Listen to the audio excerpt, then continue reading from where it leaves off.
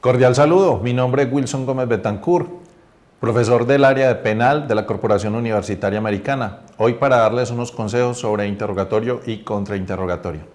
Antes de iniciar con el tema de interrogatorio y contrainterrogatorio, quisiera que partiéramos de un punto principal, que es de dónde se empieza a construir las ideas para tener en cuenta qué es lo que vamos a plantear en un interrogatorio y un contrainterrogatorio.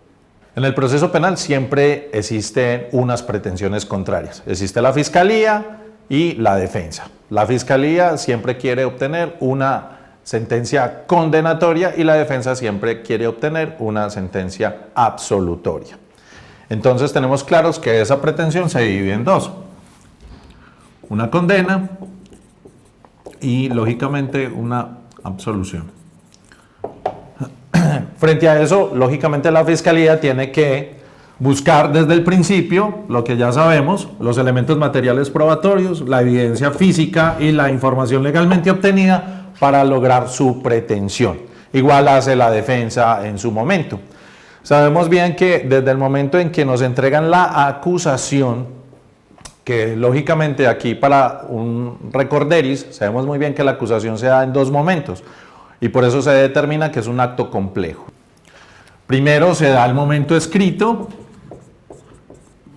y luego se da el momento oral. En el escrito siempre tengan en cuenta una palabra clave.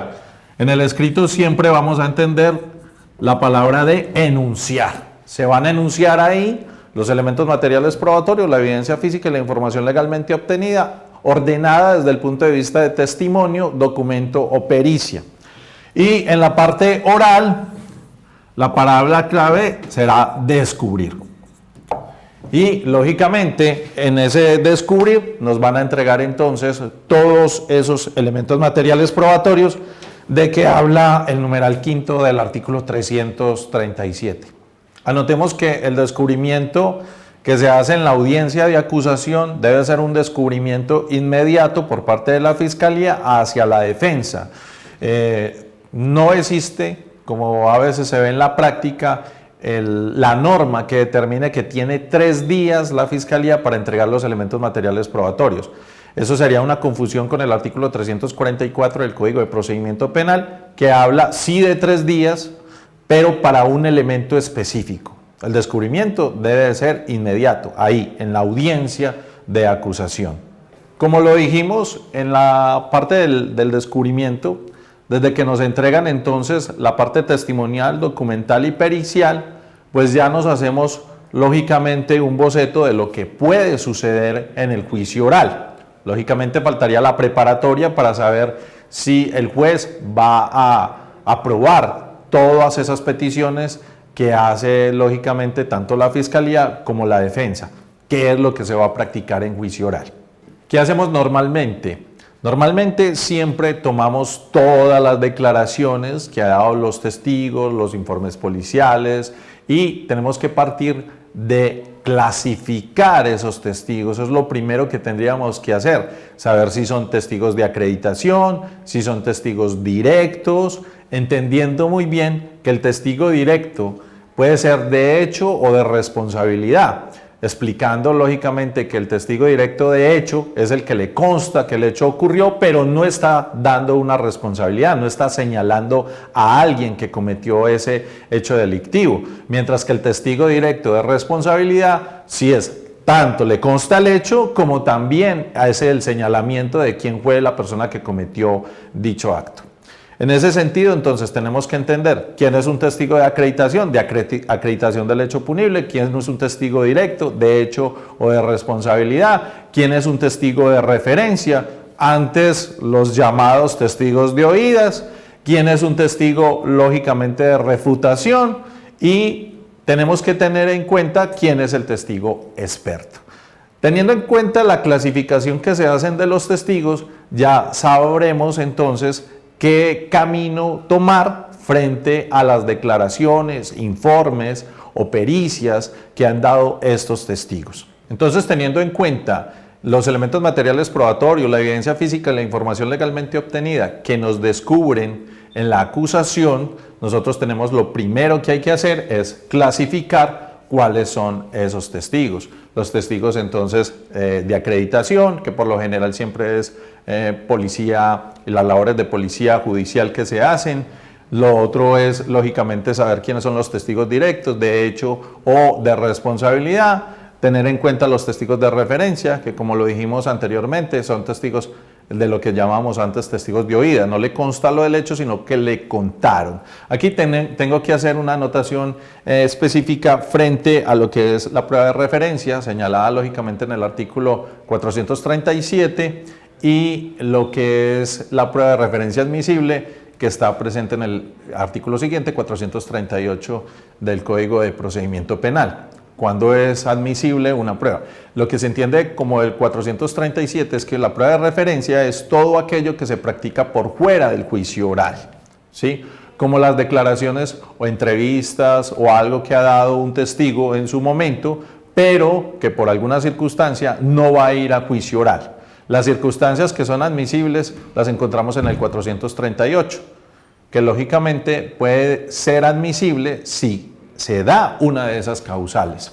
También tenemos en cuenta, lógicamente, los testigos de refutación, que no a hablar sobre el hecho, sino a refutar lo que ya ha dicho algún testigo en el proceso, y el testigo experto, que como sabemos muy bien, tenemos que entender que desde el testimonio o el informe pericial que da de acuerdo al artículo 415 y que se siguen las reglas del 417 en el Código de Procedimiento Penal, en juicio oral es lo que debemos de aplicar. Tampoco pueden olvidar ustedes que la prueba documental, la presente en el 424, y la prueba pericial, que también se da por informe, de acuerdo a la regla del 415, pues esto entra con un testigo. No puede introducirse al juicio sino por medio de un testigo. La prueba documental no entra por sí sola, la prueba pericial no entra por sí sola. Necesitamos el testigo que vaya a juicio oral y que lógicamente a partir de ese informe ingresa, ese documento ingresa por medio de ese testigo. Lo segundo que tenemos que hacer después de la clasificación es entender qué ha realizado el testigo dentro del proceso, qué ha hecho ese testigo, ha dado entrevistas, ha dado declaraciones, ha elaborado informes. Todo eso lo tenemos que nosotros entender y lógicamente lo sabemos desde el momento en que nos descubren los elementos materiales probatorios en la acusación y nos vamos a analizarlos, a estudiarlos para saber muy bien qué fue lo que dijo en su momento ese testigo. Después de realizar la clasificación y mirar qué ha realizado, qué ha hecho el testigo, si ha dado entrevistas, declaraciones o informes, pasamos ya a los objetivos. Los objetivos que debemos de trazarnos con cada testigo, saber qué es lo que buscamos de ese testigo y lógicamente eso depende de la pretensión de cada una de las partes. La Fiscalía tendrá unos objetivos determinados con el testigo, igual que la defensa tendrá unos objetivos que lógicamente serán diferentes. Eso es lo que tendríamos nosotros que realizar frente al análisis de los objetivos. Habrán objetivos principales y habrán objetivos secundarios. ¿Cómo es la mejor manera de entender estos objetivos? Teniendo en cuenta cuáles son los temas que se van a abordar con el testigo. En la práctica, normalmente, ¿qué hacemos?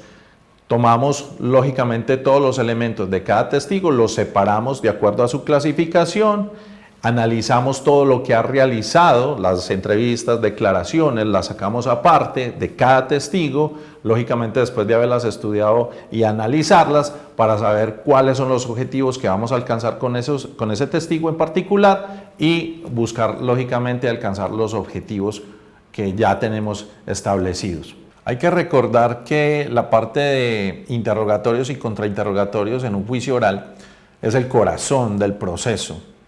Muchas veces todo se define en un buen interrogatorio o en un buen contrainterrogatorio, en un redirecto o en un contrarredirecto, de acuerdo a lo que establece, lo que determina el código en el interrogatorio cruzado del 391 del Código de Procedimiento Penal. En el interrogatorio todos sabemos que debemos seguir las reglas establecidas en el artículo 392 del Código de Procedimiento Penal.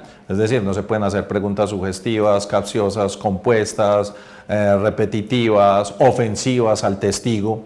Y por eso prosperarían entonces las objeciones si hiciéramos estas preguntas. Objeciones que el juez determina en un momento dado al lugar o no al lugar, es decir, al lugar si prospera la objeción, no al lugar si no prospera la objeción, o fundadas si prospera la objeción, o infundadas si no prospera la objeción. En cambio, en el contrainterrogatorio debemos seguir las reglas del artículo 393, es decir, no se puede contrainterrogar sobre nada que no haya sido objeto de interrogatorio. Y la que siempre se olvida es que nosotros podemos utilizar cualquier entrevista, cualquier informe o declaración que el testigo haya rendido previamente. En el interrogatorio, lógicamente, se hace por medio de preguntas abiertas, que ya miraremos más adelante sobre eso. Pero tenemos que tener en cuenta la introducción al testigo. Luego de los generales de ley que preguntan sus nombres, su ocupación, su estado, todo lo demás, pues lógicamente viene la introducción por parte de quien va a realizar el interrogatorio. En este caso se le pregunta al testigo, normalmente es si sabe por qué está rindiendo testimonio en ese juicio público y que él va a responder lógicamente que sí. A pregunta que seguimos es ¿por qué? Para que nos diga lógicamente el motivo de por qué está rindiendo su testimonio. Miremos un ejemplo claro del interrogatorio para que entiendan mejor lo de las preguntas abiertas, igual la introducción. La introducción, que como lo dije anteriormente, podría ser: ¿sabe por qué está rindiendo testimonio en este juicio público? El testigo puede responder sí. ¿Por qué? Sería la siguiente pregunta.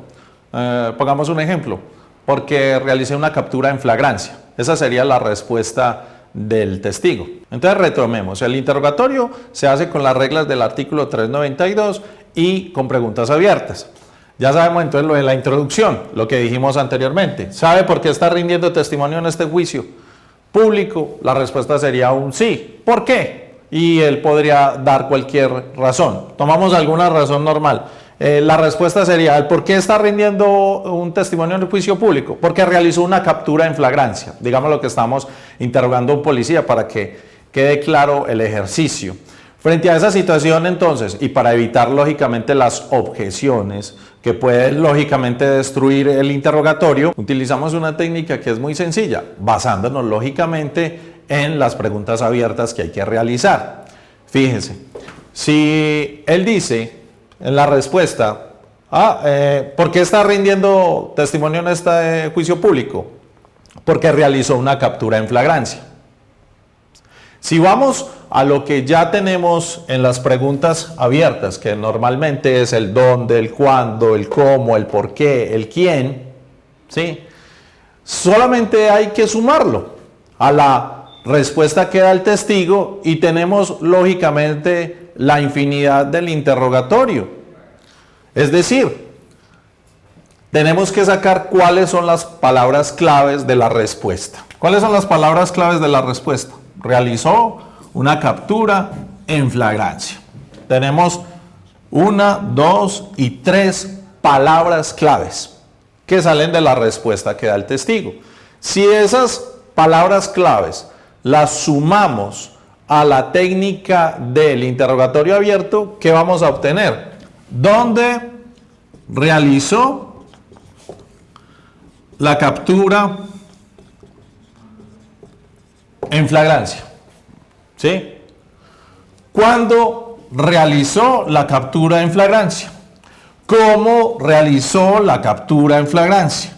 ¿Por qué realizó la captura en flagrancia? ¿A quién capturó en flagrancia?